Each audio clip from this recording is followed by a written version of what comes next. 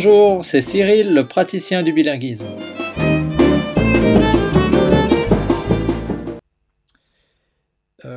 Jusqu'à donc à l'âge adulte. Alors je me suis retrouvé à l'âge adulte. Tout le monde voit les diapos que je suis en train de passer. J'aurais dû demander un peu plus tôt d'ailleurs. Est-ce que vous avez vu que les diapos évoluent petit à petit? Yannick a levé son pouce, donc je suppose que c'est bon. Oui, les autres lèvent leur pouce aussi, parfait. Donc je me suis retrouvé comme beaucoup d'adultes qui avaient un niveau correct en anglais et un niveau catastrophique en allemand. Donc voilà le constat. Oui, là, Signé nous dit l'enfant n'entend pas les mêmes histoires dans l'une ou l'autre langue, donc il peut apprécier ce que papa et maman racontent d'une manière différente.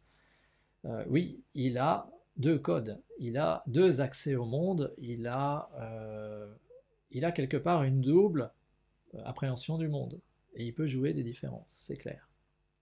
Peut-être que ça fait peur aux parents d'ailleurs. Ça fait peut-être peur aux parents, mais quand ils sont des couples binationaux, ils n'ont pas le choix. Enfin si, ils ont toujours le choix. Ils peuvent aussi choisir de ne pas transmettre la langue minoritaire. Choix qui a été fait sciemment chez moi, mais qui peut être fait également dans un couple binational. J'en connais qui ont choisi de ne pas transmettre la langue qui était leur langue d'origine. Donc ils se retrouvent à un moment donné avec à peu près cette même situation. En tant qu'adultes, ils ont une langue qu'ils maîtrisent, une qu'ils ne maîtrisent pas, ou en tout cas, ils choisissent de ne pas en transmettre une des deux. Quelle peur se cache derrière?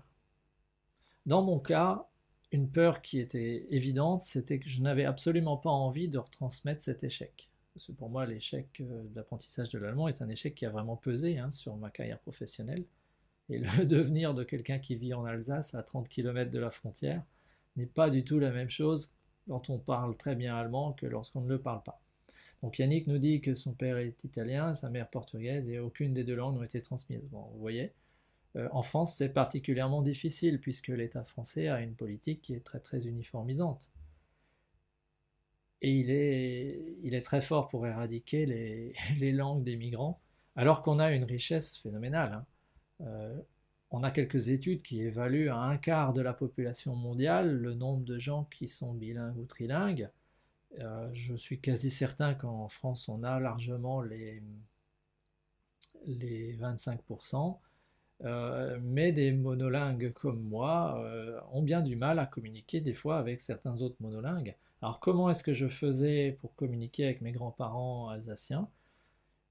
Ils étaient obligés de me parler en français, qui pour eux était une langue étrangère, puisqu'ils sont nés allemands, ils ont grandi en alsacien, et ils ont changé de nationalité en 1919, comme tout le monde ici. Mes grands-parents étaient obligés de changer, de parler dans une autre langue, un peu comme si vous étiez obligé de parler anglais à vos petits-enfants, tout simplement.